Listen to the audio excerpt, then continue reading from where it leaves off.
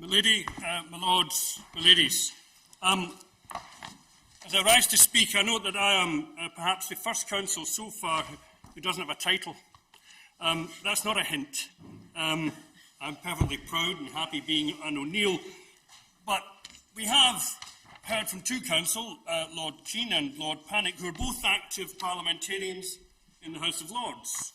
Lord Keane, indeed, is an active minister in the present UK government, now presenting and defending government policy not only before this court, but also in the House of Lords. In some sense, then, he's acting in his own cause, and we know what's said about lawyers who act in their own cause.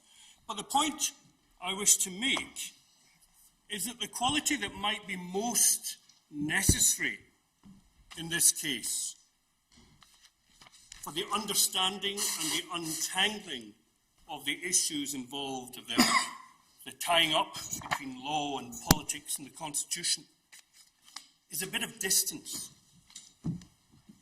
Distance lends perspective, it lends discernment, and sometimes it might lend disenchantment. So, what I would say in general terms is that one of the advantages which the Inner House had in this case, which the Divisional Court did not, is precisely that of distance. What this means is that this court in this appeal has had the advantage of a view from the periphery. What all of this heated debate, political machinations, looks like from 400 miles away, far from the fever and excitement of the nation's capital, outside the Westminster bubble. Albeit, as appears sometimes from some comments from press and some less informed parliamentarians, that the decision is from a country of which we know less and care little. But distance is important.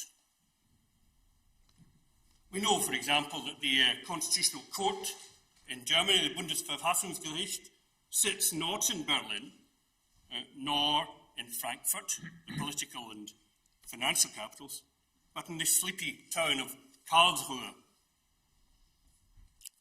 because it's thought important in the structure of a constitutional court that one has that possibility of getting a sense of distance, of gaining a sense of perspective from everyday politics. And of course, this court knows that.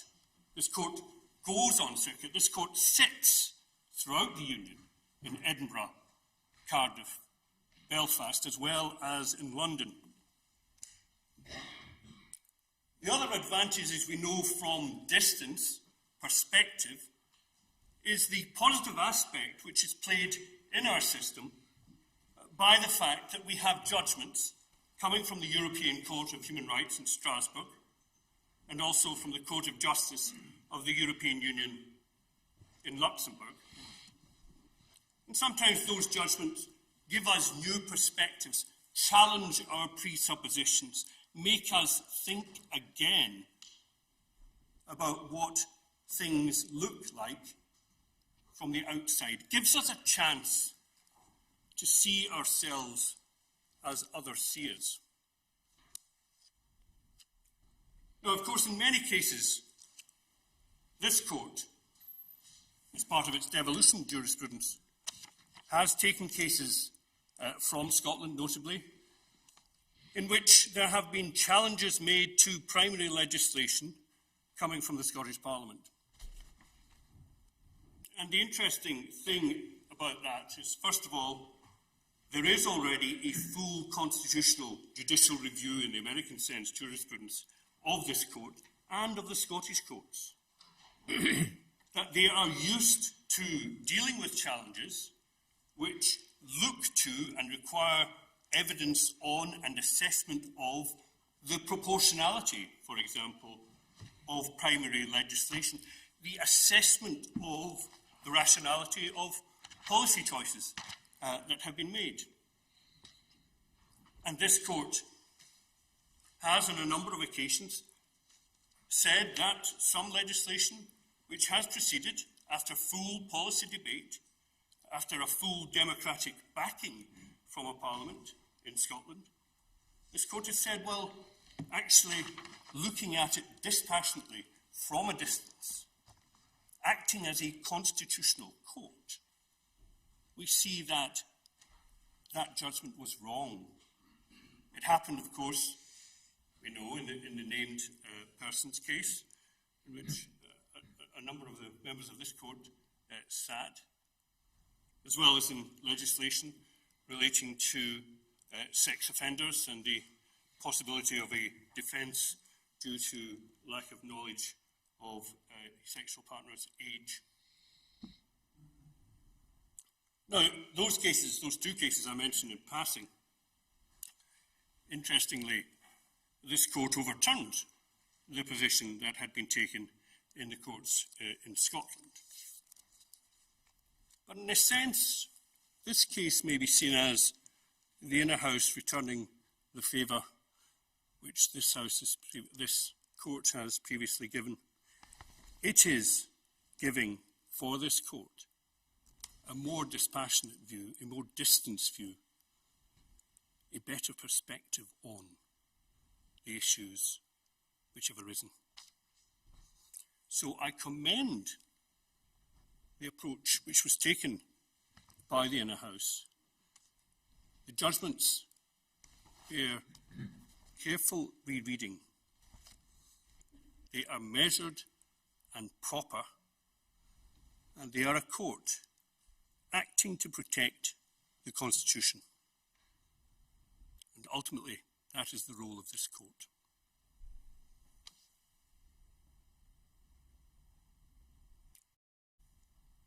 Again, by way of preliminary points, one thing which has arisen and I want to underline is perhaps the importance of history. Now, as we know, in England, it's sometimes said the past is another country. They do things differently there. But sometimes in Scotland, and I suspect Ireland and Wales, the past isn't even past. It's here and now. For example, when the Parliament was prorogued by the Lords Commissioner coming in and summoning the House of Commons to hear the reading out of the prorogation order, a number of MPs stayed behind. A number of the Scottish ones, as I understand it, started then singing Scots Wahey. That's slightly odd, you'd think. Singing a song about a battle of Bannockburn 1314, penned by Robert Burns. Singing a song about a history written in tears and blood. But the fact is, it was the first thing that people reached for. History is important. Now, sometimes it appears, from my practice down here in England, that the only two dates which are significant in English history are 1066 and 1966. And there's a bit of a gap in the 900 years. Of course, there is a reference to You might have to explain why 1966 was so particularly to the Scots. Well, indeed, I know nothing of that year. I was only 5. But there it is. There is, of course, also the other resonant historical memory is the Second World War, so we get lots of invocations of Churchill and the Dunkirk spirit and the Battle of Britain.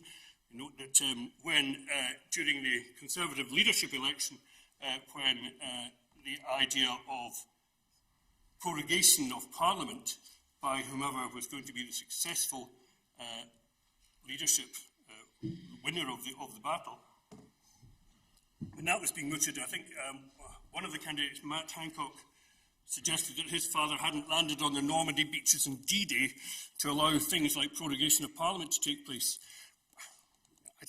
I very much doubt that was one of the first things on his mind. But what is important from this is la longue durée, seeing things again in perspective, not just the physical distance, but seeing things, how our Constitution has developed and will develop, rather than concentrate necessarily on the immediacy of the particular machinations that have gone on in this case. The third preliminary point I want to make is about symbolism. This court is very conscious of the symbolism in its creation. I look down, there's a carpet. This isn't a commentary on self-furnishing. What it is, however, is it notices what's being said. Symbols speak. Emblems are there for a reason. And what we have before us is a court which picks out 4 national emblems: a flax, a thistle, a rose, and a leek. And it keeps on maintaining that motif. From the banner over there, we see it again. We see the flax, the thistle, the rose, and the leek embraced in an omega, the last instance. Embraced in a matrix. And presumably what that imagery, that iconography is telling us is that this court cherishes, protects, and nourishes the 4 traditions that together make up this union. Importantly, of course, and I remember at the time there was some controversy as to whether or not this court's banner or emblem should have a crown on it. I understand that it now doesn't. I presume that's simply to acknowledge the fact that this court also has a jurisdiction in criminal matters, where, of course, the monopoly of the Crown, at least in Scotland, but certainly the main influence of the Crown in criminal matters has to be acknowledged, not only in the prosecution of offences, but also in the incarceration on conviction. But otherwise, one would not say that that flag is, to use the old Latin, vexilla regis, the banner of the king. It's vexilla legis, the banner of the law. This flag, that emblem, all chosen not by me, but by people who wish to symbolize what this court was about, is saying that the rule of law matters. The rule of law matters within the context of respect for the 4 traditions, the histories, the perspectives that make up our union, and that those will receive a hearing and respect and understanding before this court. But are you really suggesting, Mr. O'Neill, that we might dismiss the government's appeal in your case and dismiss Lord Pannick's appeal in Mrs. Miller's case? Luckily not. I do understand the idea of constitutional coherence because... You're presenting us with all manner of challenges, but I think that might be a step too far. And I'm not suggesting it at all. What I'm suggesting is that definitely find against the appeal in my case. And that will then, if that creates a higher standard of constitutional or judicial review, then that is the standard which then becomes standard throughout the union. That is what I suggest. Because, from a constitutional perspective, the maintenance of the rule of law, as well as the maintenance of the union, must be one which says the higher standard, wherever it be found, on matters which govern us all, such as the Constitution, should be the one which follows. So that's why I'm not going to address what English law is about. I'm here to talk about Scots law, and that's not a petty political nationalist point. It's actually just taking seriously this court's own emblems. We know enough Scots lawyers and novelists who were also political unionists while being cultural nationalists. Walter Scott, he invented Scottishness. Robert Louis Stevenson, John Buchan. So, all that I'm trying to underline here, as this court, acting as a constitutional court, will be well aware that we live in a union state. We don't live in a state of uniformity. We don't describe this as a nation state, but a state of nations. Certainly from that legal point of view, which is all that this court can probably be concerned with. And that's why that central imagery, that icon, is placed before this court for all who plead before it to see. Now, the importance of that is profound. Kipling once said, "What do they know of England who only England know?" And of course, we've got Macbeth, erroneously called the Scottish play. It's the British play. It's written at a time, it's a Jacobean play written to explain to a shocked English court what's happened now that a Scotsman has taken over the throne. A Scotsman who says he's abolishing England and creating a new country, Great Britain. A country without history. That history has to be reimagined, reinvented, created. That's what Macbeth is doing. One of the lines that always strikes me in Macbeth is, I think, Macduff coming back up and saying, "Stand Scotland where it did." And the response is, "Alas, poor country, almost afraid to know itself." Now, in a sense, that can be applied here and now, not just to Scotland. That is what we're faced with. A country almost afraid to know itself. And a country knows itself, in part, when it recognises its history, when it acknowledges its diversity, and when it knows what its constitution is. And that's the role of this court at this time, in this case.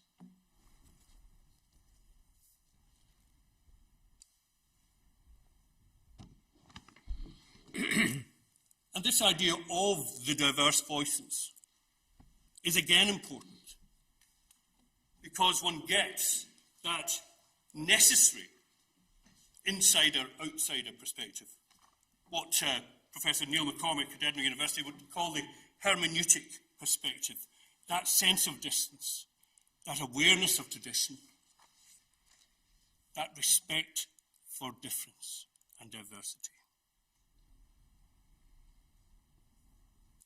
So what I want again to underline in this case, because there was reference being made by the UK government, both from Lord Keane and Sir James, to how unfortunate wouldn't it be were the law to differ as between the north bank of the Tweed and the south bank of the Tweed. It would be terribly inconvenient.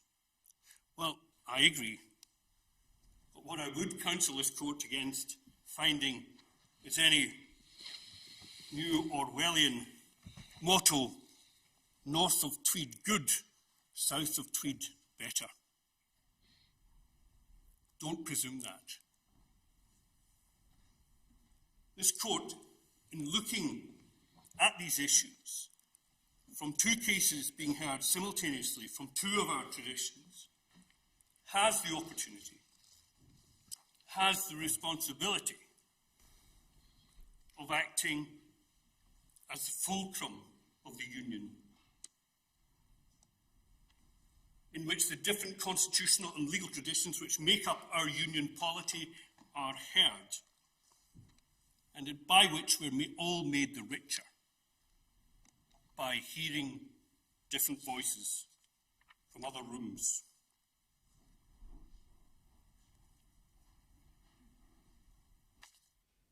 Final point about symbolism and history is to remember where this court is placed. We know, of course, there was much debate about what building might be suitable for a new Supreme Court. There was some suggestion, I think, that we may want to move to Somerset House off the Strand. Objections, I think, as I understand it, were made that, well, that would make it all just too close to the Inns of Court and the Royal Courts of Justice, and that as a court of the Union, it was important to have a bit of distance from the natural centres of the English legal system. So what we have is this court placed in this building on this square, a vast square, symbolic, important. Behind us, Parliament. On the right, Westminster Abbey, the church. On the left, the buildings of government. So again, the placing of this court speaks again of an iconography of the state, the four pillars of the state, the unity of the state, the stability of the state, with Parliament to legislate, the church to pontificate, in the sense of building bridges, pontifex meaning bridge builder, the government to regulate, and this court to adjudicate. All of those are what the rule of law is about. But this square also has dark reminders of when the rule of law fails. Its statues tell another story. We've got a statue of Oliver Cromwell standing before Parliament, a signatory of the death warrant of Charles I.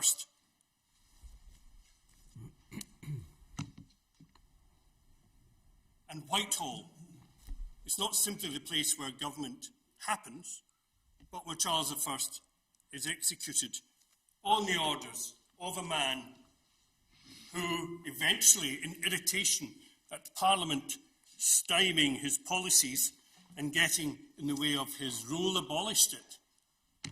He then invaded Scotland and abolished Scots law. But that's okay, it wasn't a dictatorship, it was a protectorate. It was looking after you, as long as you weren't Irish or Catholic, of course. And Westminster Abbey is not simply a church. It's not simply a royal peculiar, a place where coronations occur in all their pomp and majesty. It's also the meeting place for the evangelical divines who were summoned by a Civil War Parliament in 1643 and got together and abolished the order of bishops in the Church of England and re-established it as a Calvinist Presbyterian body on orthodox Scottish lines. And we still have the Westminster Confession of Faith of 1647, which resulted therefrom, which still forms a foundational document for the Church of Scotland. So even within the church building, there are symbols of, reminders of breakdown, civil war, revolution. But we also have other statues. There's a statue of Nelson Mandela, a reminder of civil resistance against unjust regimes, but ultimately a reminder of the triumph of truth and reconciliation, the re-establishment of the rule of law, and the establishment of a properly constitutional court. And finally, of course, immediately outside this court is a statue of Abraham Lincoln, a reminder of another civil war, but who, at a time of great constitutional crisis in his own nation, when it was questioning its fundamental identity, said, "We are not enemies, but friends. We must not be enemies. Though passion may have strained, it must not break our bonds of affection touched, as surely they will be, by the better angels of our nature." Those are the images. Those are the matters. That is the backdrop against which this court is determining the issues before it. And no doubt you're going to turn to those issues Right now. right now. Tour d'horizon. That was just the credits. Let's get back down to the quotidian. The appeal is not about prerogative power and how it might ever lawfully be used, and I think there's a hell of a lot of confusion going on about that. That prerogative power is used as if it's some kind of magic, and that cases that refer to prerogative power have been referred to as if they were all saying the same thing and principles could be applied from one particular power to another because they were all about prerogatives, weren't they? But it's really a collection of residual, random powers which don't necessarily have anything much to do with one another. So therefore, it's not good enough to say, this is prerogative, therefore it applies to everything which we call prerogative. Prerogative is an omnium gatherum. It doesn't actually give you any analytical heft simply by saying this is prerogative. It will depend on what prerogative power we're talking about. What are the circumstances in which it is being used? And what are the potential limits which might be seen in relation to it? You can see the omnium gatherum aspect by the fact it goes from having conducting foreign relations, declaring war, giving honours, appointing to the cabinet, proroguing Parliament. Nothing really much to do with one another at all. So, frankly, and with respect to my Lord Carnwath, relying on cases such as Sandiford is not necessarily particularly helpful or illuminating. Sandiford, frankly, was not this court at its finest hour. Oh, how to win friends and influence people. Well, I'm sorry, lady. It's the usual Scottish way of, I just don't know how to be polite. And I don't recall who was the unsuccessful advocate. I was the unsuccessful advocate, but I'm not bitter. I'm not bitter. No sour grapes at all. No, none whatsoever, and this is not getting my own back time. And also, Mr. O'Neill, not every Scotsman is ignorant of how to be polite. Yes, I know, my lord, and you're a great model to me, and I will follow it henceforth. But what I would say is that Sandiford is specific to its facts, and the facts are important. And the facts were it involved a woman, a British national, who was sentenced to death by firing squad on a beach in Bali, and the Foreign Office were not making available to her funds to help conduct her legal defence. Those were the facts. And various arguments were applied and tested before the court, the Administrative Court, Divisional Court, I think it was, and then the Court of Appeal. And then it was allowed to come to appeal on this House, but only on a point about the fettering of discretion. The interesting points of EU law and the Charter and extraterritoriality of the Charter, picking up actually, I think, from a judgment of Lord Lloyd-Jones on that, those were not given permission. So we have a case which limped into this court on the basis of a common law argument, which is the only thing that was allowed to be argued, on the basis of an argument about whether or not the fettering of discretion, a doctrine as applied in statutory matters, could be applied mutatis mutandis to the issue of giving legal aid where not otherwise mandated by statute, which was then said to be a prerogative power. So the judgment of the court was and was only that that particular power to give money, if so advised, to British nationals facing trial abroad was not something that you could claim the fettering of discretion applied to because it was completely discretionary. There was no outside standards to be applied to it in the way that you could perhaps glean from words of a statute. And that's all it said. But what it also said, importantly, is that other grounds of review were in principle open, even although this was, as it were, a totally voluntary exercise of power by the government without any statutory backing. So, if anything, not a great case on its result, but if anything, supportive to me. In that it confirms that the court does have a jurisdiction and that prerogative power, a claim of this being a prerogative, is not a get out of jail or get out of judicial review card free. I suppose if we've been reading Lord Sale's chapter, he might classify the Sandiford power as a common law power rather than a prerogative one. Yeah, a third source. Indeed, and I was going to make that point about anybody can pay money. Well, indeed, and the Air Centre case, which was being referred to, which I just found on my desk this morning, I mean, that's a third source common law power. It's like a public body can do what a private body can do. So it's not really taking you anywhere.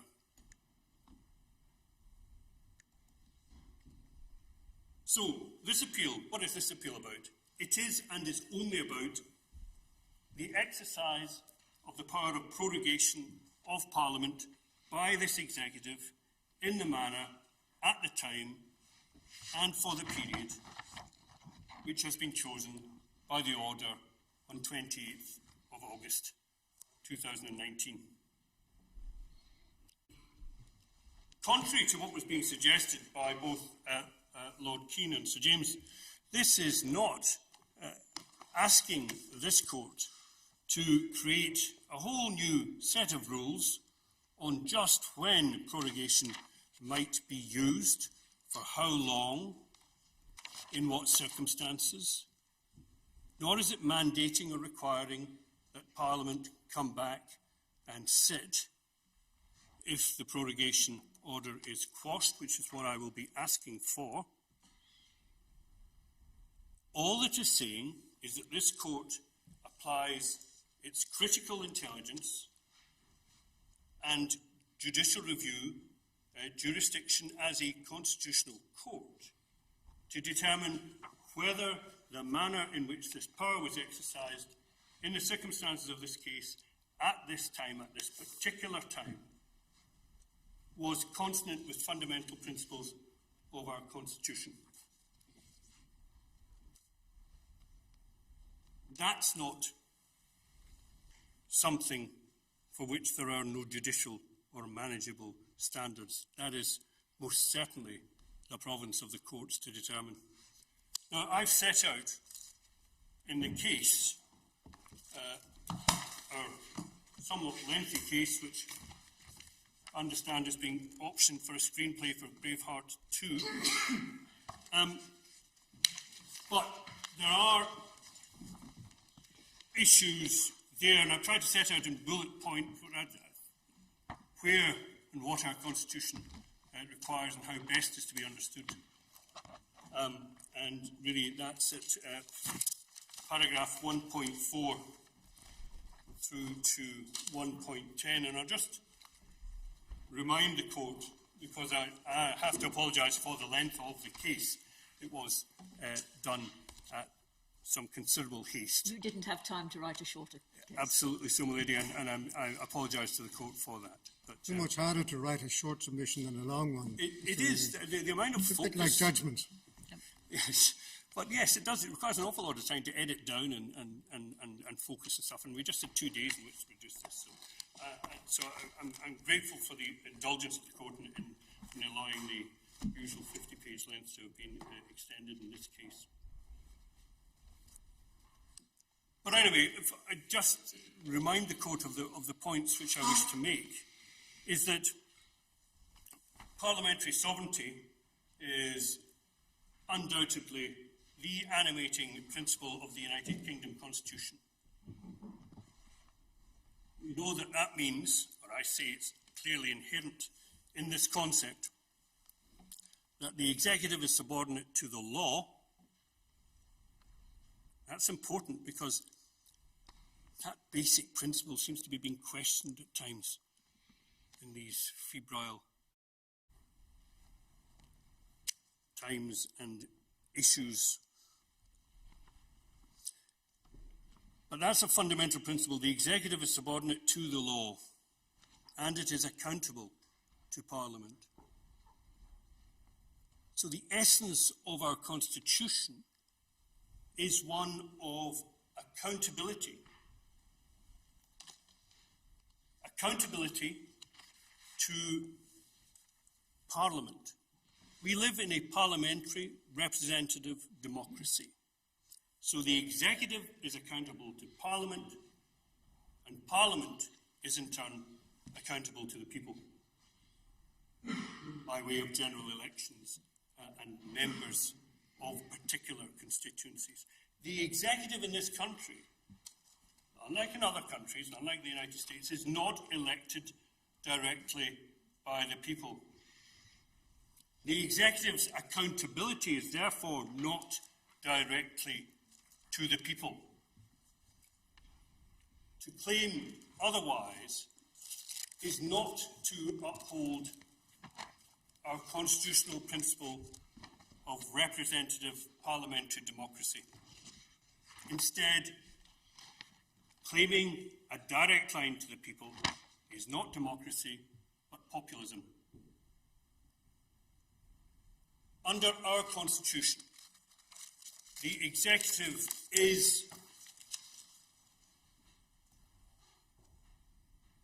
accountable to, answerable to, has to come before and speak under questioning to the elected representatives of the people who are duly assembled in Parliament. But when, for example, the executive decides to have the people's PM choose by broadcasting on the web interviews and pre-selected questions and answers to it, rather than attend for Prime Minister's question time before Parliament. That is parodying and therefore undermining the true principle upon which our Constitution is based, which is the accountability of the executive, of ministers of the Crown, to Parliament. That's what our Constitution protects and embodies. Now, against that background, that the primary understanding is one of accountability by the executive to Parliament, any power that the executive has to suspend the sittings of Parliament, and we know that it does, can only consistently and lawfully and constitutionally be exercised in a manner which is consistent with that overarching principle of accountability. A power such as prorogation, a unilateral executive act by the executive closing down Parliament, is a derogation from that general constitutional principle of accountability. As a derogation from a general principle, the general principle of the executive subordination to the law and answerability before Parliament, that power has to be construed narrowly and strictly. Further, any justification which may be offered by the executive for the manner in which it has chosen in any particular circumstance to use that power of prorogation, the derogation from the principle of accountability, as Sir James says, it is what it is. That justification has to be looked at by the courts using what might be called anxious scrutiny.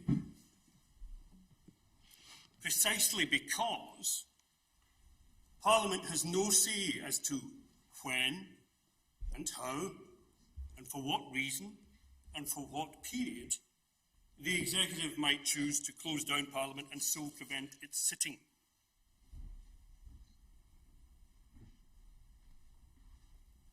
In the present case, it appears that the Prime Minister's actions in proroguing Parliament has had the intent and effect of preventing Parliament, impeding Parliament from holding the government politically to account at a time when the government is taking decisions that will have constitutional and irreversible impacts on our country. That fundamentally alters the balance of our Constitution because it's using the power to allow the executive to govern, to exercise its foreign relations power, to negotiate internationally at this crucial time, and all without the proper constitutional accountability to Parliament. That cannot be, in the circumstances of this case, in the manner, at the time, in this period, be a lawful use of the power of prorogation. And it's not a question of how far can you go, how many weeks can I get away with in prorogium. Lord Keane says it's not 35 days, it's only 7. It doesn't matter how many it is, it's what its effect and intent is. He previously said Parliament can act incredibly swiftly. Look, it only took them 2 days to pass the Ben Act, the 2019 Act, mandating extension.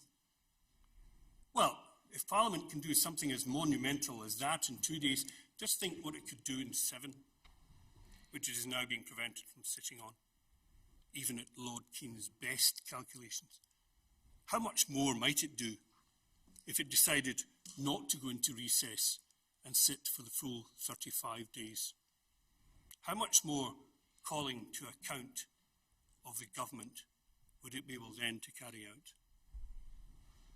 A profound amount.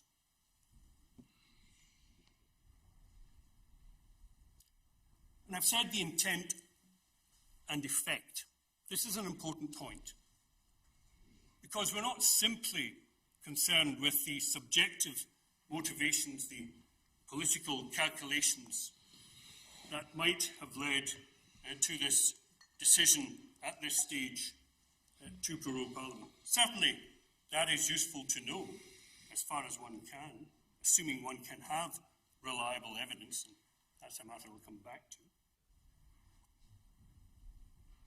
But even if they all inadvertently blunder into something which results in a denial of the principal feature of accountability, their ignorance of our Constitution does not make what they have done lawful. That is why it is what the effect is, and not simply the subjective intent. This court, as the guardian of the Constitution, sees how the Constitution is being affected by the use of this power, looked at objectively.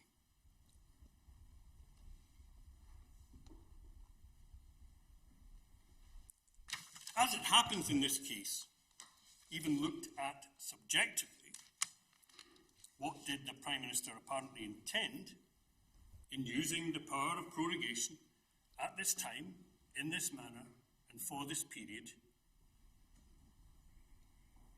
We say it was for an improper purpose and done in bad faith.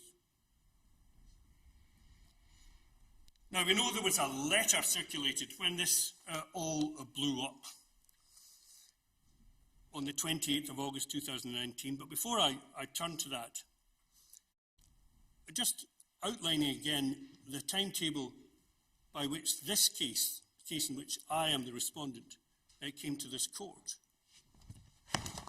This case was raised, this judicial review was raised on the 31st of July. I think first orders were granted on the 31st of July 2019.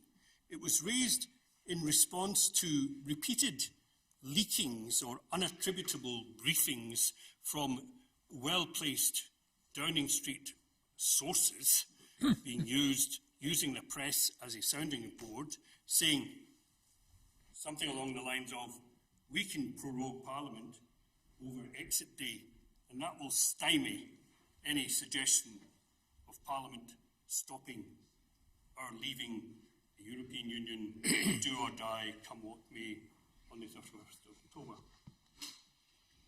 So, relying on the precedent in the Whiteman case, which I'll be coming back to, and the broader constitutional jurisdiction in defence of the rule of law, which was articulated by the First Division in that case, we applied for judicial review and were given permission for that on the 4th of August.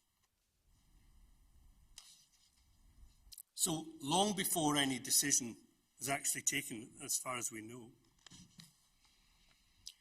about the prorogation of Parliament, a timetable was then fixed by the court for the pleadings in the case to be adjusted on both sides, and eventually a timetable in which affidavits and other documents were specifically said to be lodged by, I think that was by the 30th of August.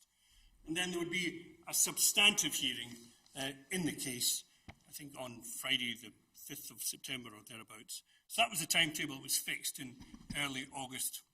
Now, as has become plain from the extracts from the Inner House judgment that were read out from Lord Keane, pleadings in Scottish judicial reviews matter quite a lot, actually. The Lord President highlights this. He says that, in a sense, there's less of a tradition of relying upon affidavits, although they are perfectly competent and sometimes used in Scottish judicial reviews, because one relies on the good faith of counsel, properly instructed, that they will put in their pleadings a full and candid disclosure of their case, setting out just what they say their position is. In this case, however, despite the fact that we had adjustment of pleadings up until, I think, the 28th of August, what was maintained in the pleadings by the respondent was that this case was academic and hypothetical, and that there was no basis for any reasonable apprehension that Parliament might be prorogued in connection with attempting to make it easier to get exit day happening on the 31st of October. Do you have the MS number of the relevant pleadings? The pleadings, I'm sure that Yes, I'll make a note of it. Thank you.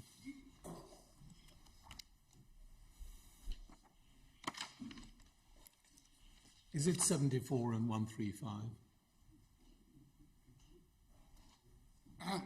Lords, it's page MS 174 in the as adjusted at 2nd September. And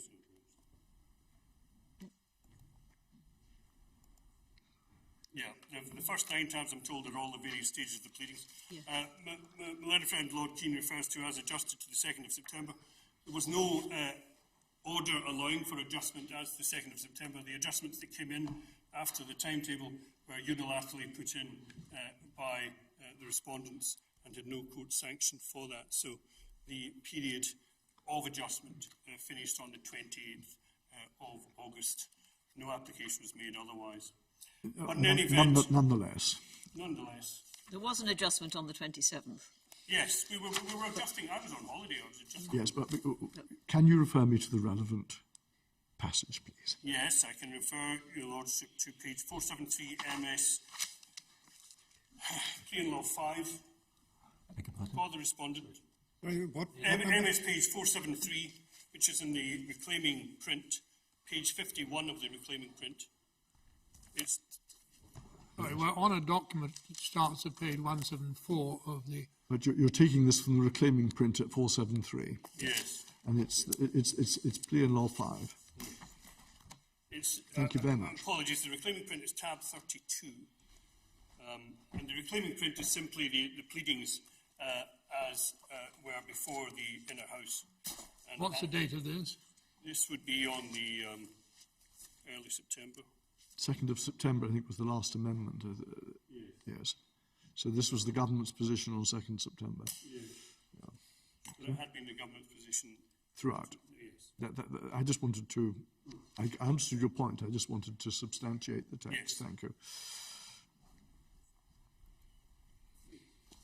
But anyway, the government position in the plea in Lords, there being no basis for reasonable apprehension that the UK government intends to advise the Queen to prorogue Parliament with the intention of denying before exit day sufficient time for proper parliamentary consideration of the withdrawal of the United Kingdom from the European Union, the order should be refused. That's the position throughout August, and it was maintained in September, and there are pleadings which go on to that. That was the reason why... Yeah, sorry, I just want to get the dates right.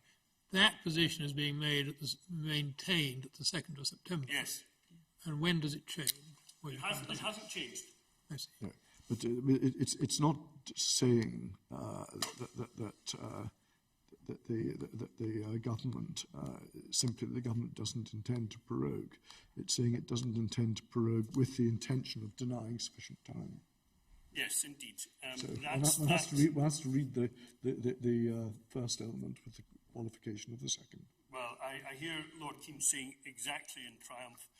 The point is that the pleadings have to be candid and done in good faith, and even the Lord President said that he understood from the manner in which the pleadings were drafted in, and this is something I'll come back to, in a way which might be called equivocal, tending to mislead if not strictly lying.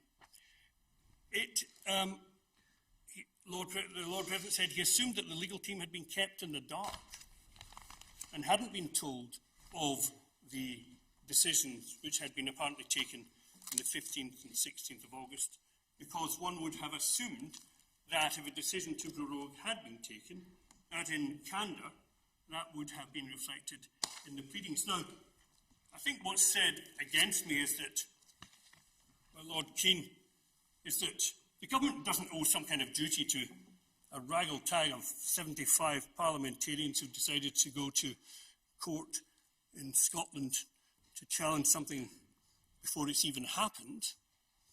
But of course, the duty of candour is not owed to my clients, but it's owed to the court. And it's the court which is being told that there is no reasonable apprehension. It's the court which is potentially being misled.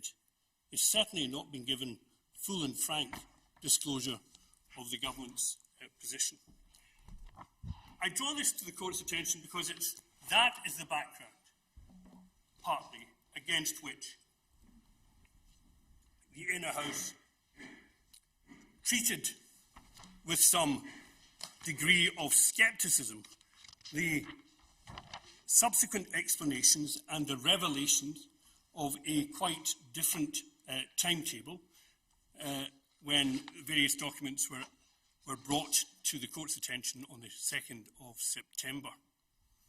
This should have been in the pleadings. They didn't put it in the pleadings. So it's really not good enough for my Lord Keane to suggest that, well, in Scotland we don't have affidavits, so there's no problem with just putting in documents late and then saying, well, that's the truth. Or, in fact, nobody says it's the truth, of course. There is no affidavit.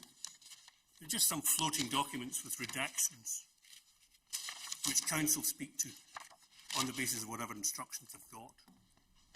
But there's no affidavit in any of the Scottish pleadings whatsoever, not even the one which has been referred to and was brought before the divisional court in this case. So, that's their position. One has to bear in mind the chronology. The pleadings were to be adjusted in accordance with the court's timetable. That was after a decision had been made, but not made plain and not made known by those pleadings. On Wednesday, the 28th of August, we eventually do get the confirmation of what had been trailed in unattributable briefings throughout the month of August and July, and in fact, prorogation was in fact going to be used. But the cunning change in it, the unexpected zigging instead of zagging, was that instead of having prorogation over Brexit Day itself, they would just take a big chunk of time out before Brexit Day.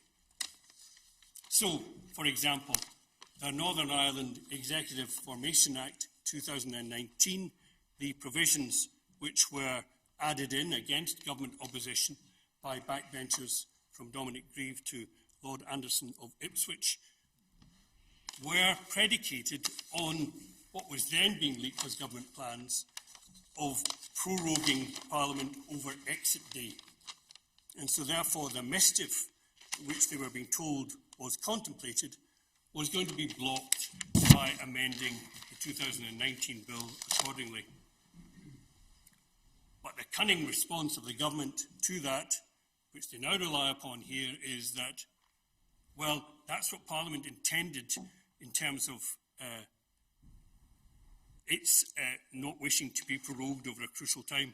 So if we can find time within that timetable of the 2019 Act, that means we're acting lawfully.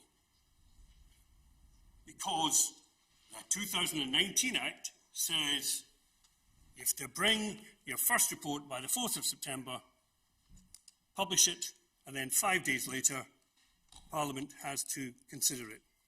So, the 9th of September says the 2019 Act, Parliament has to consider it. So Parliament, reading that Act, has to be sitting on the 9th of September.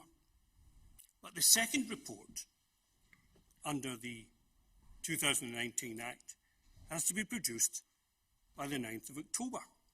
Yes, your point is simply that they've taken every day that they could consistently with that Act. Yes, they've seen a black hole and they've leapt into it. Well, that's not quite the metaphor, but that'll do. And then, but one knows, of course, so the 9th of October was the next date, and so 5 days after that is the 14th of October, so presto, Parliament gets called back, and the 35 days they've managed to not contravene the 2019 Act, they say, but I mean, there may be other interpretations of that, I mean, as being suggested by Lady Black, but that's the rationale which is given for those dates. And thereafter, the 2019 Act says that you've got to report every 2 weeks. So clearly what that had in mind was you're not going to prorogue us over Brexit Day, and so what they've done instead is, well, we'll prorogue you for the bit you forgot about. You know, it's clever perhaps, but is it constitutional? What's its intent? What's its effect? That's the question for this court. So, the reasons, the only publicly published reasons for the decision to prorogue at this time, in this manner, and for this period, were produced in a letter from the Prime Minister dated the 28th of August, the day of the prorogation, to MPs. It might be worth just having a quick look at that, although it might be difficult to find us in the Miller bundle. Miller Trial Bundle, tab 47, MS page 354, or page 417 of the hard copy PDF. It's the other way around. PDF hard copy, page 354, MS page 417.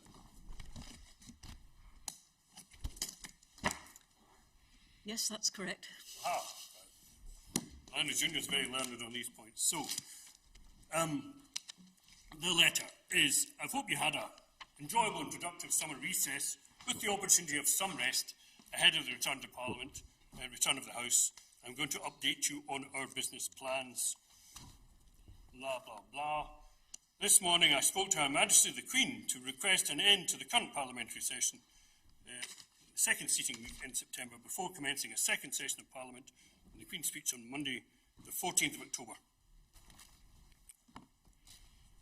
Goes on, I fully recognise that the debate on the Queen's speech will be an opportunity So this is a 4-day debate, or was it 5 days? 4 or 5 days on the Queen's speech at the end of October.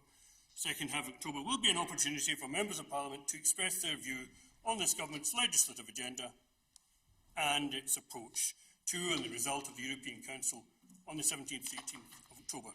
It is right that you should have the chance to do so in a clear and unambiguous manner. So you can express your view, but do you have time to do anything about it? Going on, I believe it's vitally important that the key votes associated with the Queen's speech and any deal with the EU fall at a time when parliamentarians are best placed to judge the government's programme. Parliament will have the opportunity to debate the government's overall programme and approach to Brexit in the run-up to the European Council, so from the 14th of October.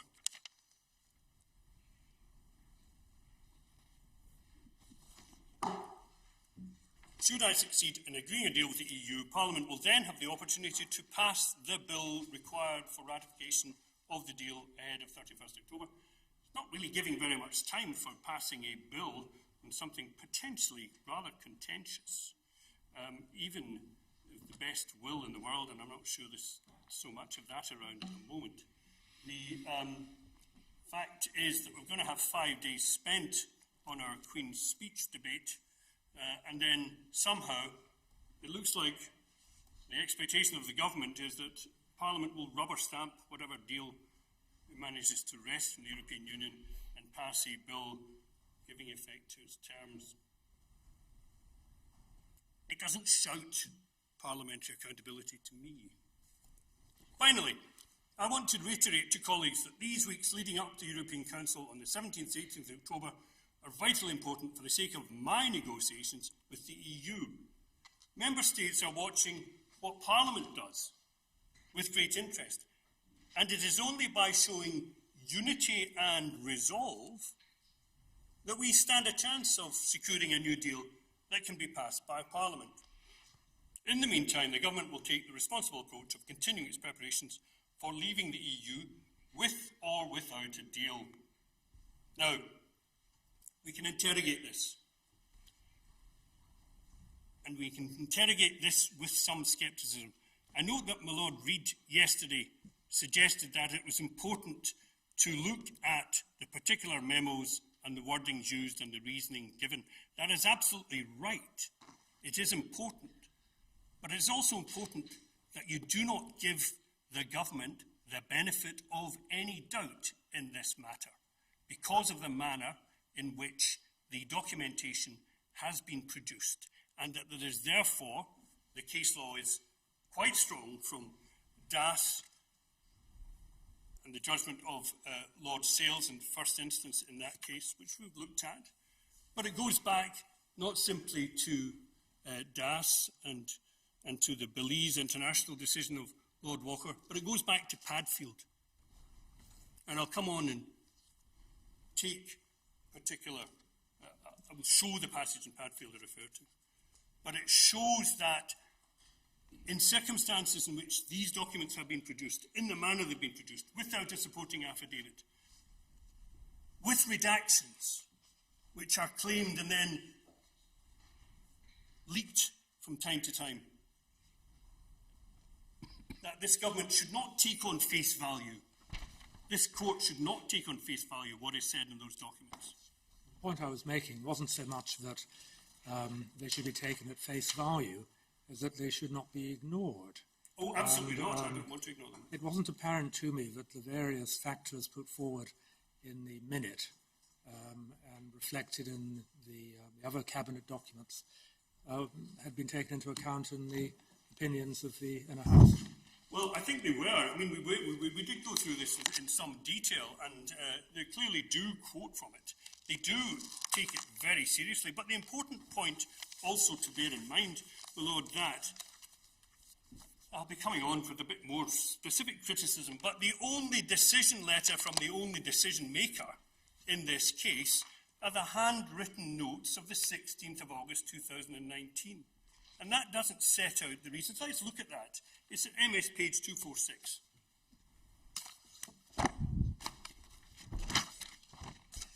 Now, there is a document beforehand on the 15th of August which sets out a variety of more or less plausible explanations. I think it's, if you're working from paper page, it's 316, I think. Is this the Prime Minister's comment on the Da Costa memo that you're talking about? It's in our bundle. It's in, sorry, I'm back to the Miller bundle. I don't think I need to use, I mean It's your bundle. the Cherry bundle. I'm giving up on Miller. Okay, so it's, can you give me the MS number again, please? The MS number on the Cherry bundle is 246. Thank you.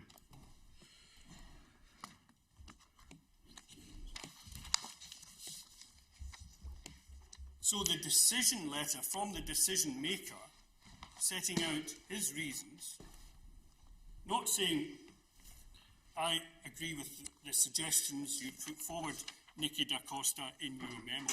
One cannot presume, and I fear that was the approach which was being suggested by my Lord Reid, that just because it's set out in a memo by a special advisor or director of legislative affairs as to these are various reasons you can give as to why we might prorogue, that those were in fact the reasons for the prorogation. This doesn't fair to be suggesting reasons that you can give.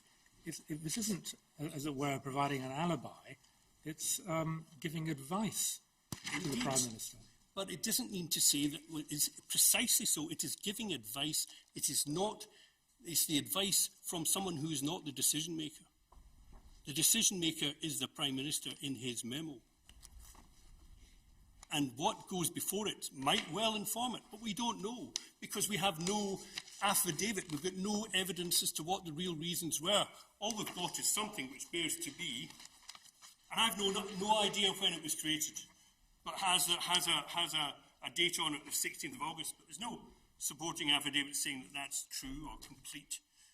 But what we have is this whole September session, reading from 246, is a rigmarole introduced by, and we've subsequently had leaked to us, a blacked out bit, which was leaked, which was blacked out, presumably it was claimed anything blacked out is either irrelevant or covered by legal professional privilege or law officers' convention. Not quite sure what introduced by that girly swat Cameron falls under. I certainly think it's potentially relevant. But anyway, the whole September session is a rigmarole introduced by that girly swat Cameron to show to the public that MPs were earning their crust. So that's reason number one. Reason number two. So I don't see anything especially shocking about this prorogation. Reason number three. As Nikki notes, it is capitalised over the conference season so that the sitting days lost are actually very few. Ipsissima verba. That's all we've got. Because the only other use of the pen of the Prime Minister is in relation to page 247, paragraph 2, recommendation, following from a blacked out paragraph, and I have no idea why that was blacked out. Recommendation, are you content for your PPS to approach the Palace with a request for prorogation to begin within the period 9th September to Thursday 12th September and for a Queen's speech on Monday 14th of October? That's ticked yes. That's the only paragraph ticked yes. So, if there had been an affidavit or supporting document saying that in fact I looked at this recommendation and I was convinced by paragraphs 10, 11, I dodged 12 and 13 because that was the legal advice, I'm not going to tell you what that was. But I wasn't so convinced by 17, but 18 was. Then the court could work out, because then the court would have cogent evidence, which of course, if that had been put in, one would have asked for cross-examination of it just to test its veracity. And the idea of cabinet ministers putting in affidavits explaining their actions is not simply confined to Australia and occasionally Scotland. But of course in M against the Home Office itself, Kenneth Baker, the Home Secretary, personally put in an affidavit explaining why it was that the asylum seeker in that case was ordered to be sent back to Zaire, notwithstanding the court order requiring that he remain in the country. That affidavit was produced only at the Court of Appeal stage. I think Sir John Donson said it's surprising it came so late. So there is no constitutional novelty or outrage in the idea that those cabinet ministers, including the Prime Minister, who make decisions which are being judicially reviewed, for which permission has been granted, should actually explain themselves and say, in relation to such documents as are relevant, what they took into account. So that's why I urge this court, as the Inner House quite properly did, to look at these documents.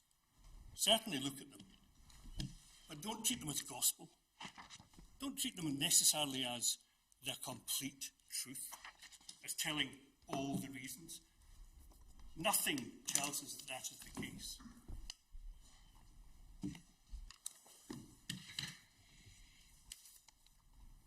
When you say the complete truth, do you mean not the whole picture, that there might have been an elephant in the room when the document was written, as it were? The document might have been written knowing that it might subsequently be challenged. The decision might be challenged, and that therefore they need cover. For example, my Lord Reid is looking perturbed and upset.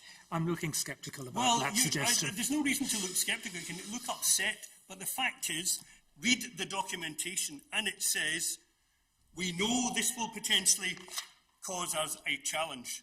We have no affidavit that says this is true and complete. An affidavit would say this is the truth, the whole truth, and nothing but the truth. One might not think that a government would engage in high politics, or would engage solely in high politics, as opposed to low, dishonest, dirty tricks. But I'm not sure we can assume that of this government, given the attitude which has been taken publicly by its advisers and by the Prime Minister himself to the notion of the rule of law. So, look perturbed, look upset, but don't look sceptical. Look at the documentation.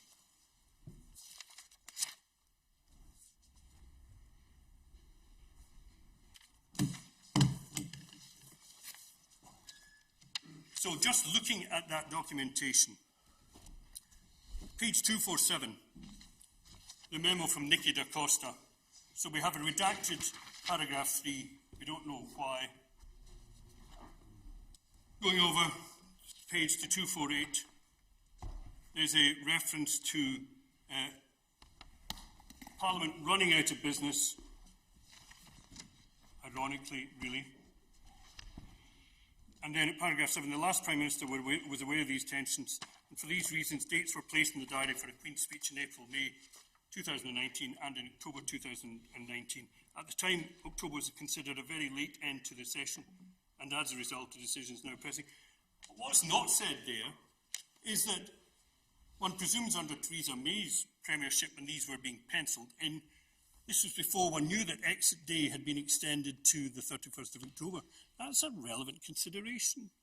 So simply to say that the previous Prime Minister might have penciled those in or sort of semi-cleared it with the Queen beforehand, really dealing with the here and now. This is the 15th of August. We know when exit day is coming.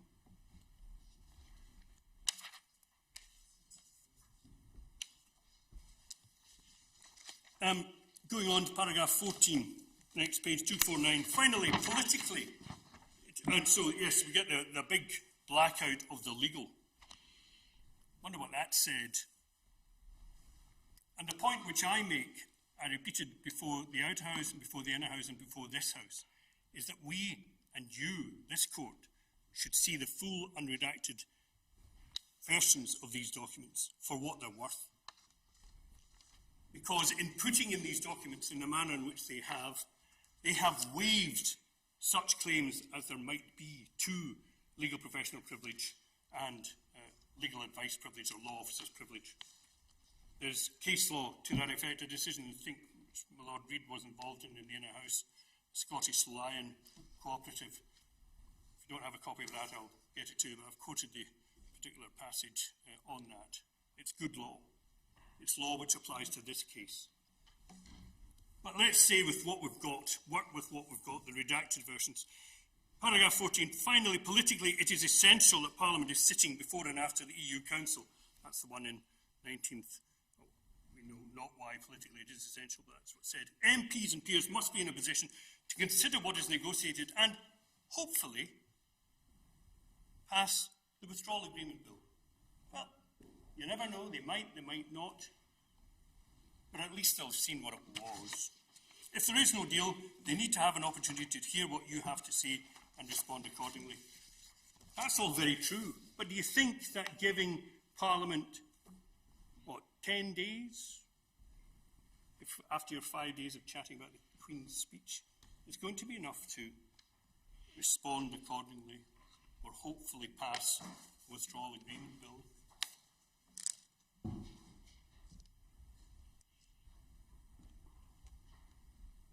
Paragraph 18, page 250. Finally, it must be recognised that the situation has become more complicated because prorogation and on its own and separate of a Queen's speech has been portrayed as a potential tool to prevent MPs intervening prior to the UK's departure from the EU on the 31st of October.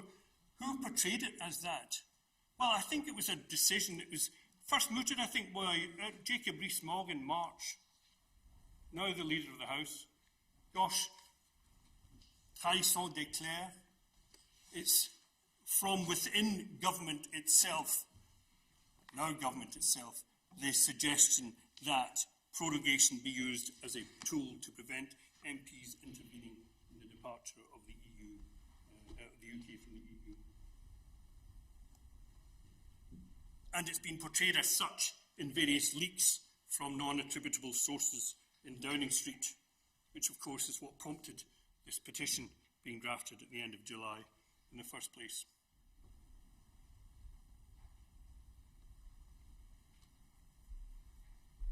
And then the precedent for period of prorogation, page 250, the present proposal would mean that Parliament stood prorogued for a period of up to 34 calendar days. However, given the expected conference recess period of typically 3 weeks, the number of sitting days lost by such prorogation would be far less than that. 1 to 3 sitting days during the week commencing 9th September and 4 sitting days during the week commencing 7th October. Well, of course we know there is a vast difference, and I will go on to that, between if Parliament chooses to vote in favour of it going into recess for the conference period and it being unilaterally, without warning, told that the leader, Lord President of the Privy Council, is on a flight to Balmoral to get the Queen to sign off on the prorogation for which she'd been given no prior notice. In essence, Mr. O'Neill, your argument is it not, that this memorandum, properly analysed, outlines possible lines of defence to the portrayal of the length of prorogation as a means of stifling debate rather than actually addressing and articulating the practical reason for choosing 5 weeks. Yes, absolutely so, my Lord. And again, if one reads critically, and maybe cynically, the documentation, we see that if you dig deep enough into it, it looks like the real reason is perhaps coming out, rather than the one which has been presented for messaging purposes. If you see at page 266, which appears to be the Cabinet memorandum which the government has given us the privilege of seeing, minutes of the Cabinet meeting.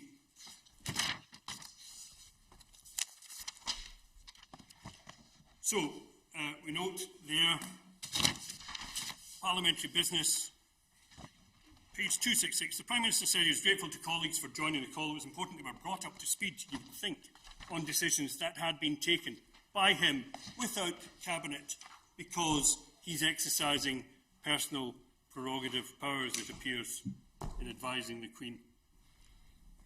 Exiting the EU on 31st October was the first priority of the government.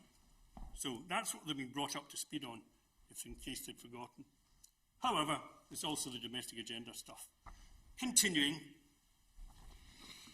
Prime Minister said he'd spoken to Her Majesty to request the session should end on a date between 9th and 12th September with a Queen's speech on Monday, 14th of October. This timetable gave Parliament ample time to debate Brexit in the period before the European Council. Ample time. Ample time. Is that really ample time?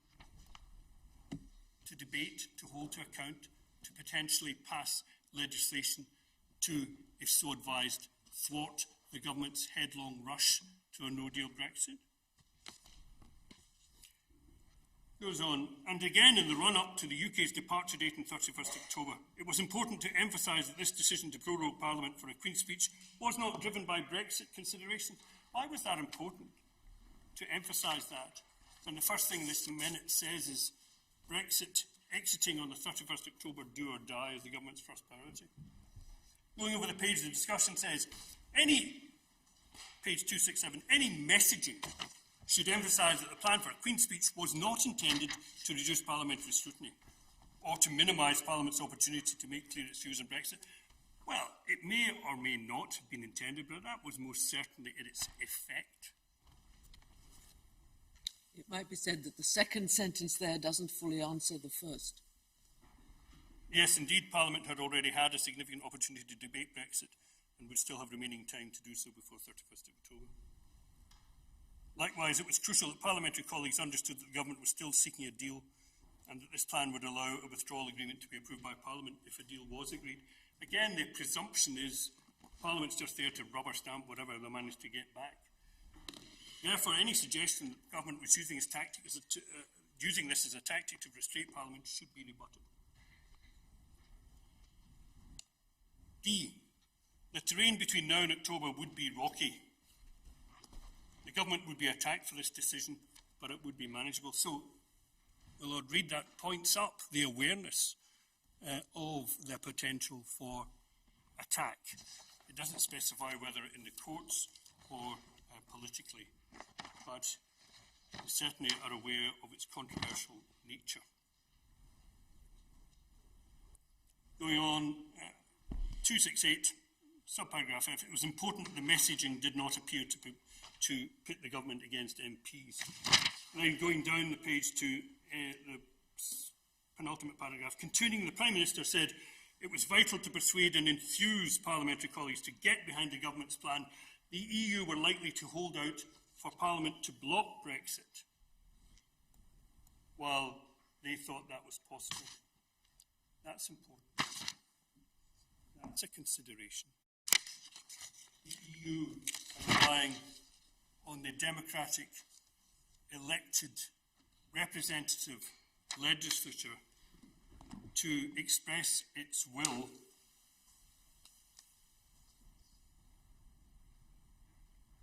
by potentially blocking Brexit, and that would appear to impede public policy. How much easier then to get round that? By simply closing down Parliament for a significant period so that it wouldn't be able to hold out, the EU would not be able to hold out for Parliament to block Brexit.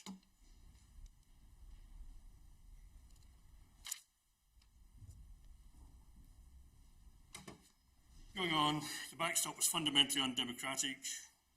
It bound the UK into EU laws. It gave Dublin a greater say over matters in Northern Ireland. Progress of the EU should not be exaggerated. It was substantial.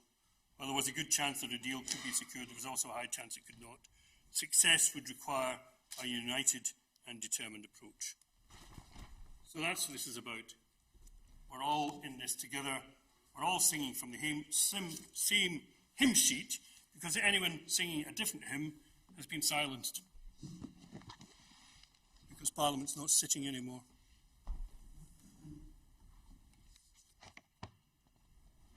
So, yes, those are the documents which have to be read in full and carefully and sceptically. And that is not some kind of, as I say, constitutional innovation. I referred the court to the case of Padfield.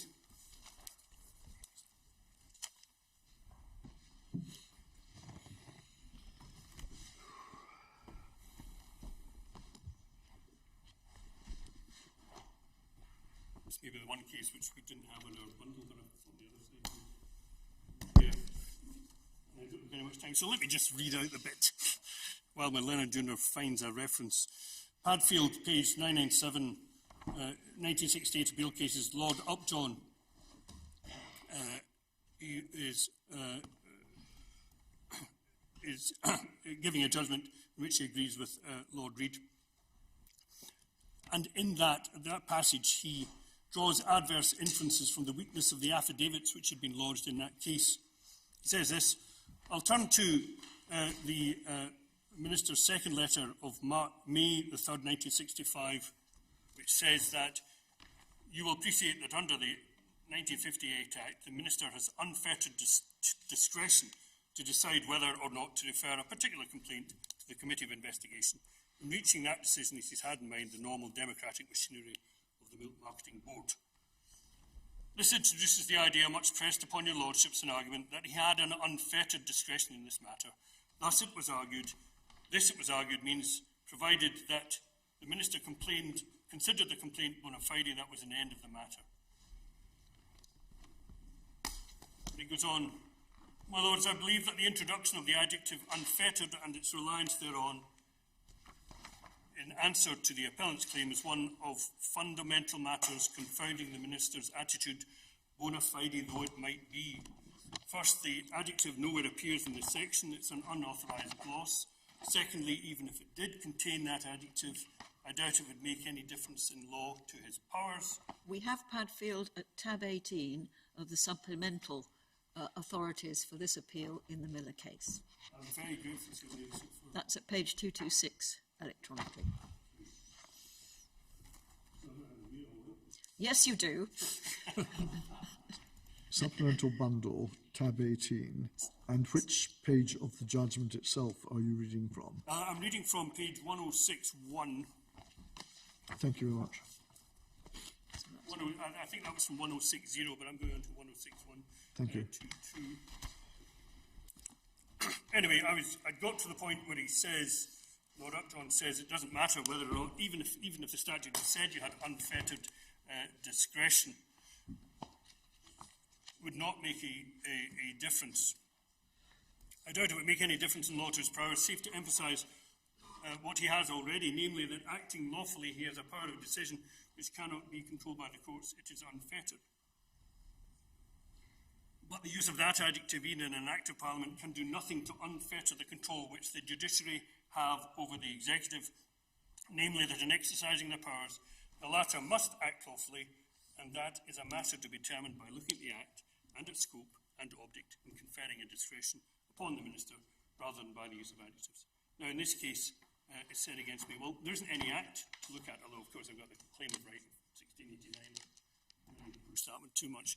The point is, you look at the Constitution, you look at the principles of the Constitution, you look at the principle of accountability, and you say, is this use of the power of prorogation in these circumstances, for this period, at this time, compatible with the fundamental role of Parliament at this particular time? Not generally, not last year, not 50 years ago or 50 years hence, here and now today. Is the way they have used this power compatible with understanding of the primary principle of accountability of the executive to Parliament? Lord Upjohn goes on, the matter didn't end there, for in his affidavit the Minister referred to, so the Minister's affidavit referred to the letter without disapproval.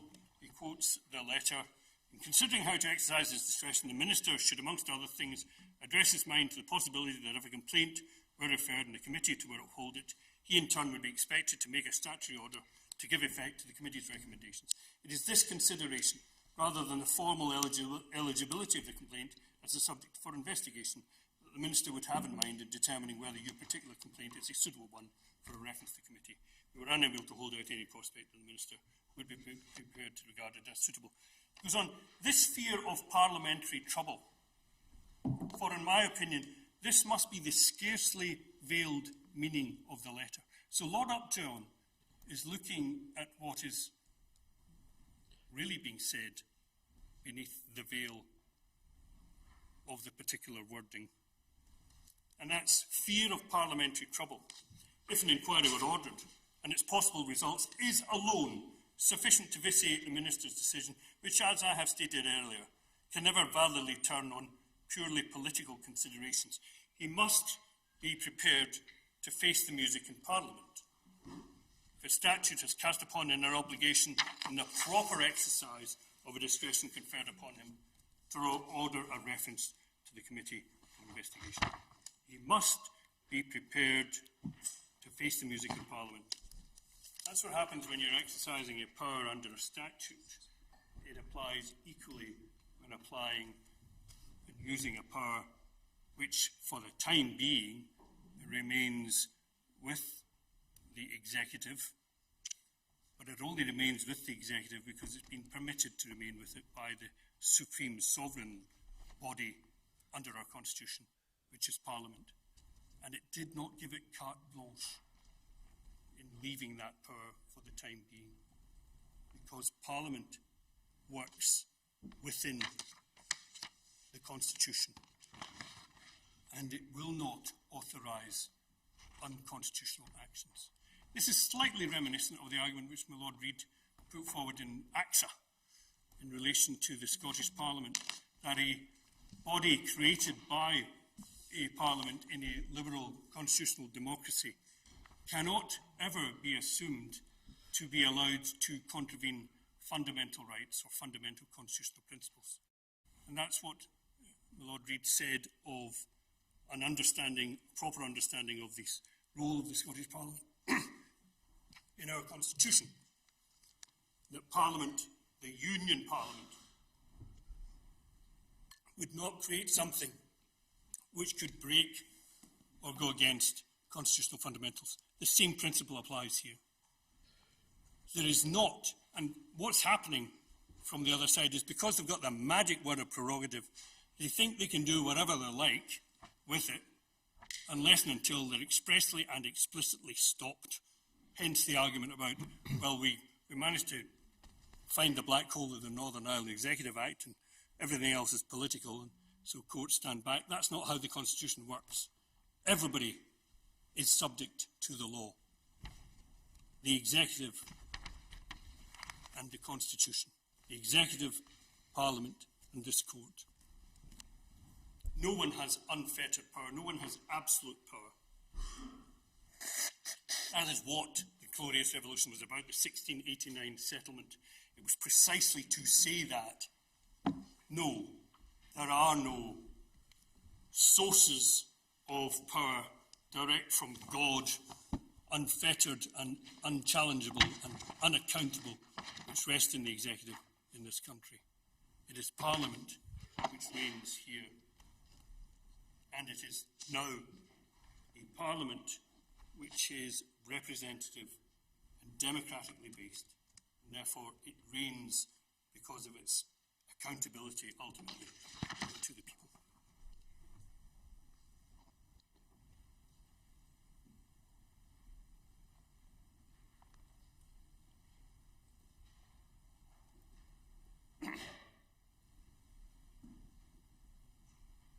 So, as I understood Sir James's submissions in response to some questioning earlier on from Lord Kerr, he expressly accepted that if the only limits on prerogative power and the extent of that power, then the lowest possible limits are those of respect for fundamental rights and the principles of the Constitution. Clearly, those fundamental principles of the Constitution must include what I've underlined as parliamentary sovereignty, the subordination of the executive to the law, accountability to Parliament, and the democratic accountability of Parliament to the people. So, if, as I understood Sir James, but doubtless I'll be corrected, there was an acceptance that where prorogation inhibits, it is what it is, he says, inhibits necessarily Parliament's ability to hold the government to account may impede it from legislating as it might otherwise wish to, then there have to be justiciable limits as to the extent to which it can use that power compatibly with our Constitution. Once Parliament has been prorogued, the only constitutional actor still standing is the courts. So therefore, it is for the courts, as our Constitution works, to determine whether or not the power of prorogation has lawfully and constitutionally been exercised by the executive, because it's impossible for Parliament to hold them to account on that. This does not mean that we're asking the court to identify an appropriate length of time as to whether Parliament wishes to legislate, as to whether Parliament should in fact decide or ensure that it was recalled. What it does mean is that in extremis, where we are in a unique situation because of the potential irreversible constitutional changes, because of the potential dangers accepted even by the government in its yellow hammer documents of a cliff edge no-deal Brexit, then the Constitution is unbalanced, and the role of this court is to rebalance it by ensuring that Parliament is in fact able, if so advised, for it to decide how it should sit, when it should sit, what it might do in that period of sitting. We cannot have a situation in which there are no standards, where prorogation can be used with impunity to close down Parliament whenever it becomes inconvenient. And it's not, departing from what Lord Panic said, it's not a question of just how long it is. Is it all right for 2 days? Is it all right for 3 weeks? How far can I go? Okay, 5 weeks, maybe that's a bit too much. It's not about the length. It's about what it's doing to our Constitution. That's why I constantly emphasise it is certainly how long is this prorogation for, but when is it being used? And what is the constitutional background? What are the issues which would otherwise be before Parliament for it to call the executive to account and potentially to legislate on? In this case, it's the potential for leaving the European Union on exit day with or without a deal. We know that the intention of Parliament in the 2018 Withdrawal Act, clearly the terms of Section 9 and 13 of that Act, say that Parliament has to be involved in those decisions, in the decision as to the terms upon which we might properly leave the European Union. This is not a matter for foreign affairs prerogative or the like, for the Crown to enter into such treaties, international agreements, as it thinks best. Parliament is involved, and Parliament is involved in part because of this court's decision in Miller.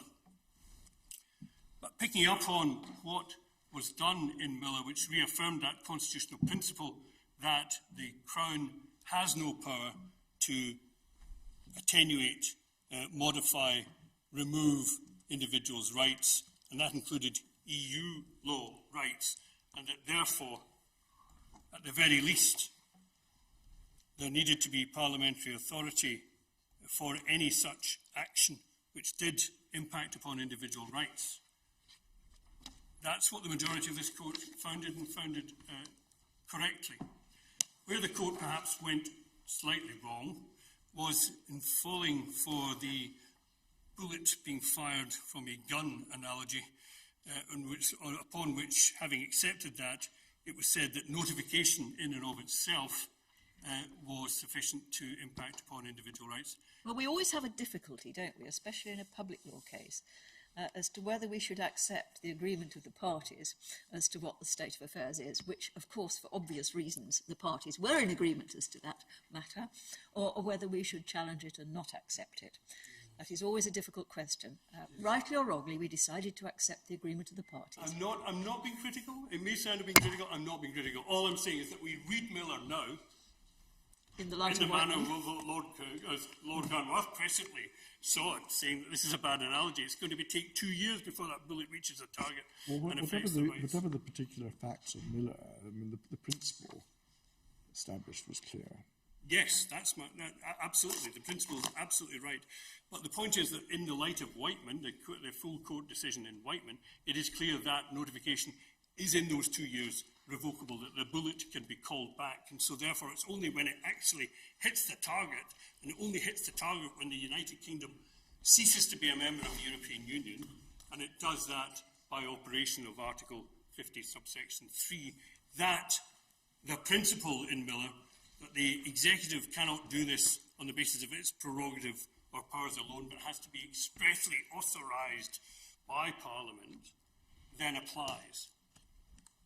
And we're still waiting for the authorisation of Parliament to allow for that. Section 9 of the 2018 Act and these memos are predicated upon the idea that once a withdrawal agreement comes back, then Parliament will pass a statute which will do the necessary Miller thing of allowing individual rights to be affected by the withdrawal of the United Kingdom from the European Union. What this government seems to have failed to understand in its reference to there being a no-deal Brexit, however, is that there is no statutory provision which in any sense authorises this government to leave the European Union with the inevitable effect that has on individual rights without a deal. There is no no-deal statute. So one of the other reasons as to why this decision to prorogue is flawed is because it's based on an error of law. It presumes that, and it is aimed at, we are seeking to prorogue Parliament in order, if it happens to be the case, to be able to crash out without a deal. They have no authority to do that. They've mistaken, they've misdirected themselves.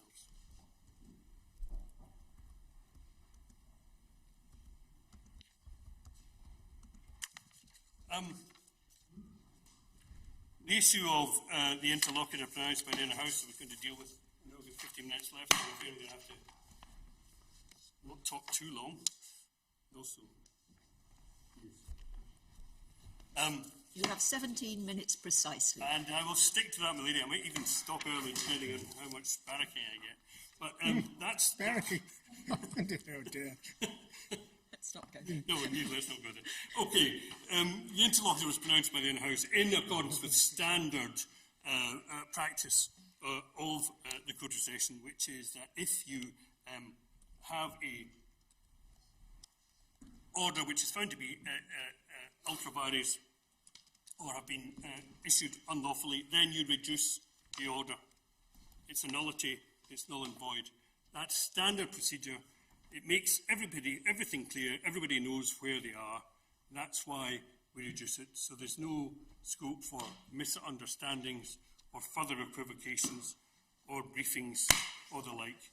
The order is a nullity. It is a dead order. Now, perhaps in the more sophisticated jurisprudence of the courts of England and Wales, there is suggestion of ultimately the remedy being a matter for the discretion of the court using its equitable judgment in all those circumstances. Now, that's not really been developed, frankly, in the Scottish jurisprudence. There's a passing reference to the idea in the judgment of Lord Hope in EBA against the Advocate General, 2011, UK Supreme Court cases 29 at paragraph 27. But the generality is, he says this, paragraph 27, the grounds of judicial control of administrative action in Scotland are based on legal principle. Judicial review by the Court of Session is not an exercise of judicial discretion, in contrast to what was said to be the position in English law. Every person who complains he has suffered a wrong because of an error or abuse of the power conferred on the decision maker is entitled to apply to the Court of Session for judicial review as of right, in exactly the same way as it could have done by way of ordinary action before the rules of court were amended. It then goes on, and this is now changed. It does not have to apply for permission to do so. And then concludes, although the court has a discretion to refuse a remedy in judicial review on what may be described as equitable grounds, it has no discretion to refuse to entertain a competent action. Now, a discretion to refuse a remedy on equitable grounds is not further developed. But what are the equitable grounds here for refusing to grant the necessary order of reduction when it has been found to be unlawful?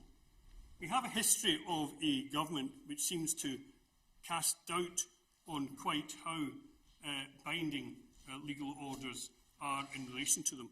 Now, I know Lord Hodge suggested, well, if we just have a declaration or declarator, that will get us off a potentially difficult hook. Well, I'm afraid I'm not one for letting courts off hooks in that sense. This is an important point. We are entitled to an effective remedy. Ubi jus, ibi remedium. The remedy which naturally flows from a finding of unlawfulness is a simple reduction. Yes, that means that the decision maker can then, as properly advised in law, if so advised, reconsider matters and issue a new decision.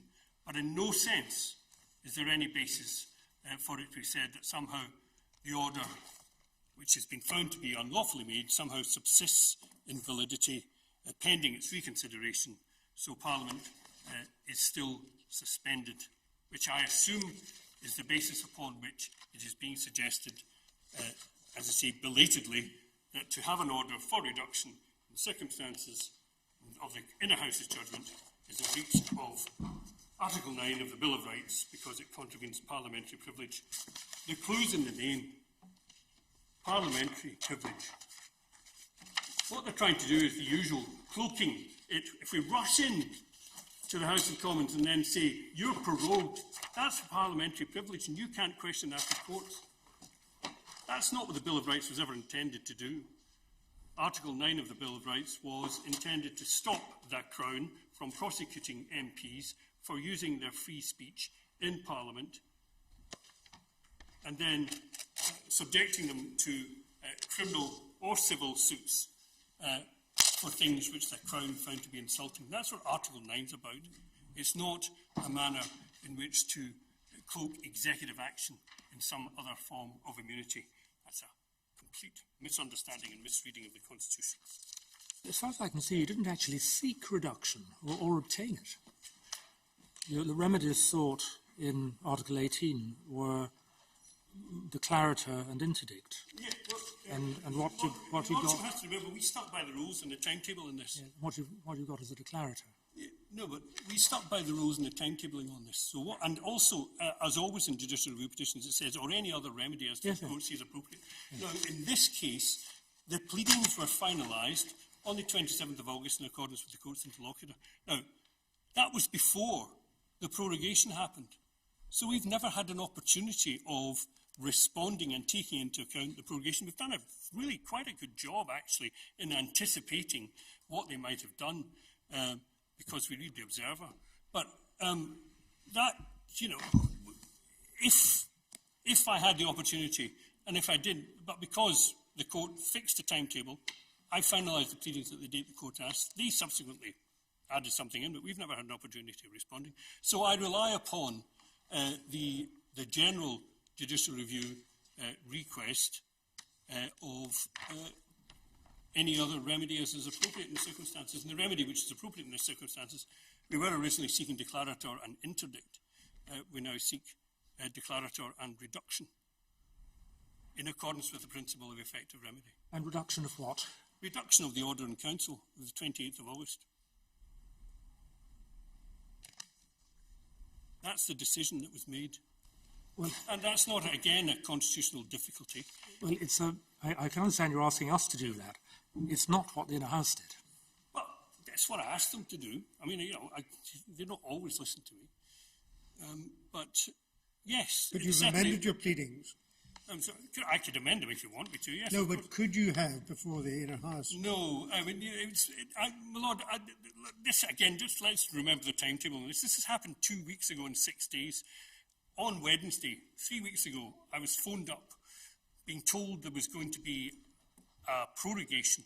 We were in court, and I drive 400 miles up from Devon for my holiday. I'm in court on Thursday, arguing for interim interdict.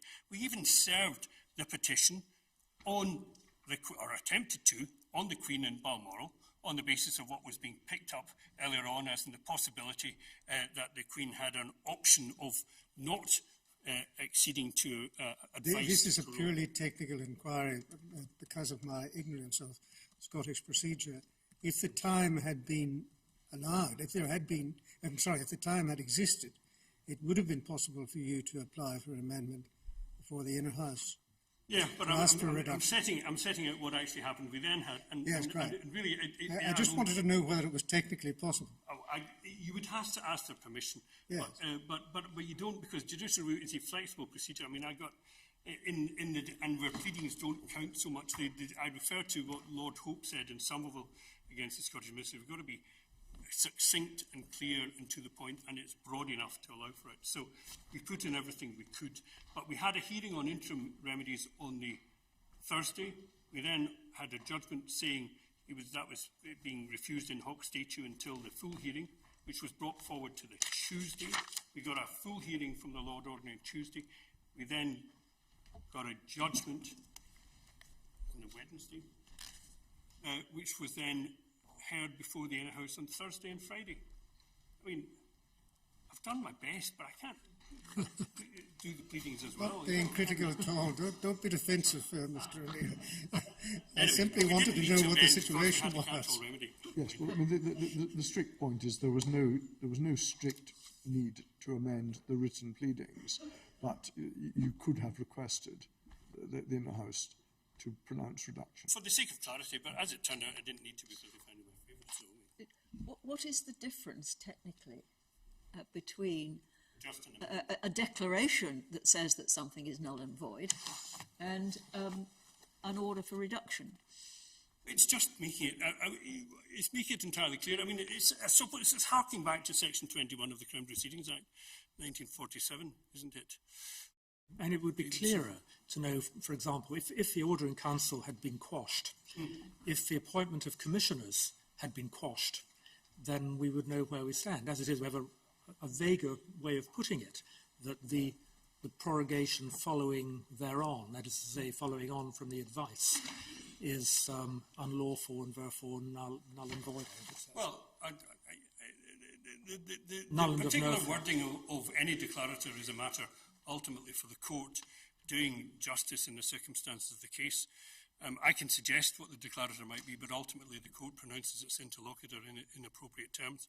But I say it's not enough to have a declarator, because in a sense one's harking back to that old, again, English law deference to you don't pronounce coercive orders against the Crown because the Crown can't be impleaded before its own courts and all that, but you can get a declaration against an officer of the Crown acting outside. The whole M against the Home Office stuff that came up, but we had this discussion in Davidson against the Scottish ministers, and we're absolutely clear that the older Scottish approach, which is it doesn't matter who you are, even if you're the king himself, which is why James VI was so glad to leave Scotland, you are called before the courts and accountable to them, and you have to obey the rules. That's the traditional Scottish approach, which has been reaffirmed by Davidson against the Scottish ministers, saying that the policy of Section 21 of the Crown Proceedings Act 1947 is limited to private law claims and not a public law judicial review claim. What's the paragraph in your case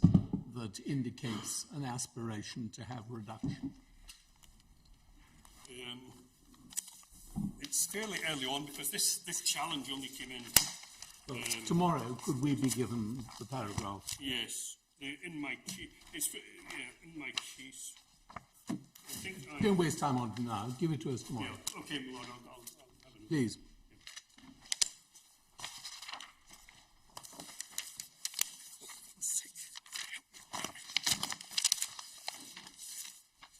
Anyway, many of these arguments were run before, and there's a transcript handily of the arguments I ran before the Lord Ordinary.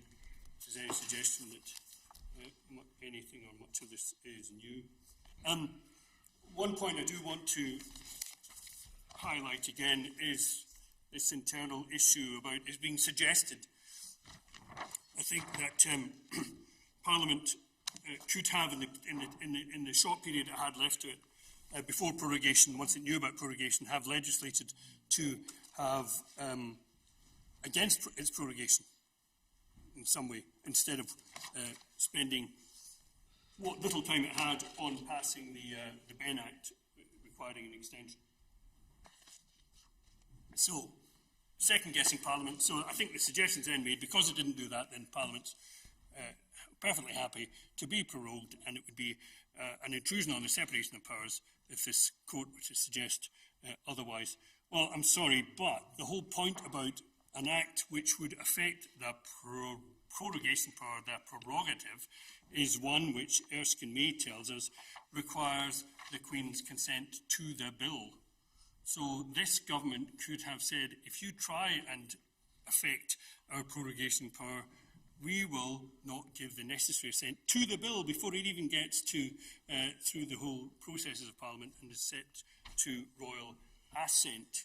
So they held all the cards in that regard, and it is not, in fact, the case, as was suggested, that somehow this court can draw an inference from the fact that Parliament, in this short time that it had, didn't legislate against the prorogation which had been ordered against it. There was certainly no suggestion I heard from anyone appearing for the government in this case that, of course, the government would have assented to any such bill had even thought to put it before them. Erskine May is absolutely clear on this. Paragraph 9.6 and 30.79.